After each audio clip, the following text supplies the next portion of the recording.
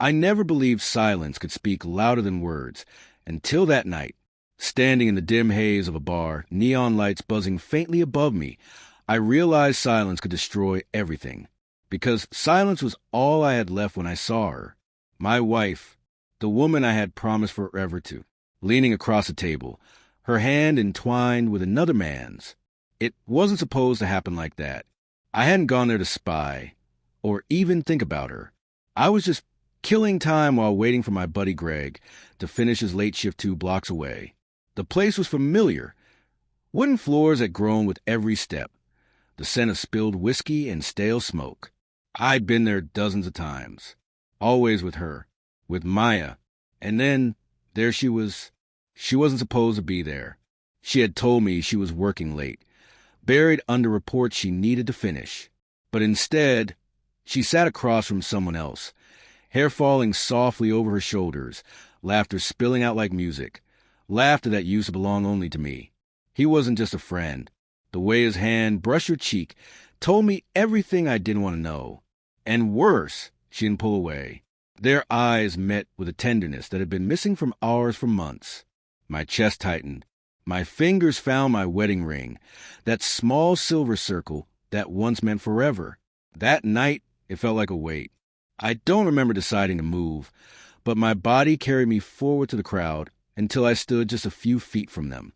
Her laughter froze mid-breath when she saw me. "Daniel," she whispered, voice trembling. Her face went pale. The man shifted awkwardly. "I'll give you 2 a minute," he muttered, slipping away. But I wasn't looking at him. Only her. She opened her mouth, maybe to explain, maybe to lie. I'll never know, because I didn't let her speak. Instead, I took off my ring and placed it on the table between us. She reached for it, tears already in her eyes. "Daniel, please." But I was already walking away. When I got home, the silence screamed. Every photo on the wall, our wedding day, vacations, birthdays, felt like someone else's life. I sat in the dark, staring at the door, not sure if I wanted her to come back or stay gone. Just past midnight, I heard the lock click. She stepped inside, her heels in her hand, eyes red and swollen. "Daniel," she whispered, "please let me explain." "Explain what?" My voice was calm, too calm. "That you were working late? Or that working late now means holding hands with another man at a bar?" Her face crumpled. "It's not what you think." I laughed, bitter and hollow. "Don't say that line. I saw the way you looked at him. You haven't looked at me like that in years." Her voice cracked. "I was lonely, Daniel."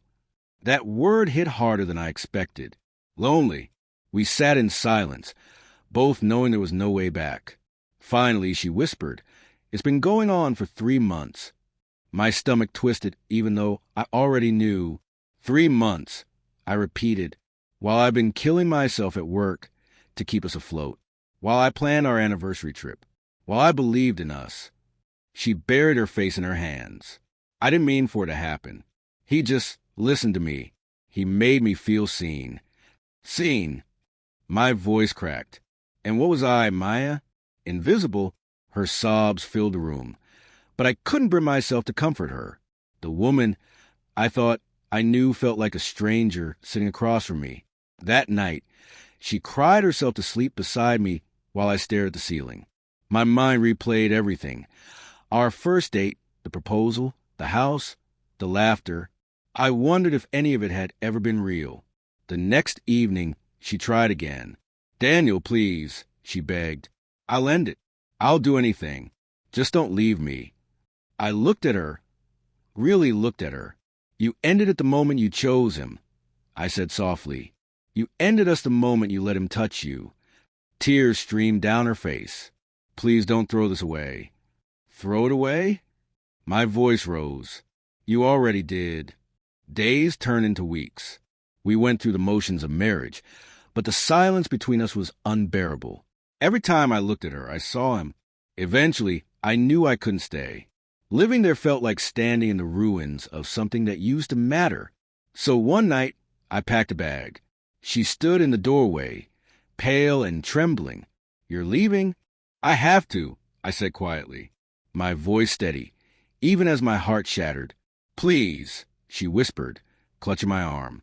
"I'll change. I'll prove it to you." I pulled away gently. "You can't undo what you did, Maya.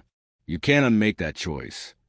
Her sobs followed me as I closed the door behind me. My new apartment was small, quiet, empty. At night, I'd lie awake, staring at the ceiling, wondering if I made the right choice. But every time I closed my eyes, I saw that bar. I saw her laughter. I saw my ring sliding across the table. And I knew sometimes love doesn't end with a fight. Sometimes it ends with silence. When you finally realize the person you loved isn't the one standing in front of you anymore. Weeks later, she showed up at my door. Her hair was messy, her face pale, but her eyes still full of that desperate hope. She held out my ring. "I kept it," she whispered. "I thought maybe—" I shook my head. "It doesn't belong to me anymore." Her tears fell, but I didn't take it, because that ring wasn't just metal. It was trust. It was faith. And both were broken beyond repair. The last time I saw her, she stood outside in the rain, crying as I closed the door. And for the first time, I didn't feel anger. I didn't feel love. I felt nothing. Because sometimes betrayal doesn't burn. Sometimes it leaves you hollow. And in that hollow space, I finally found peace.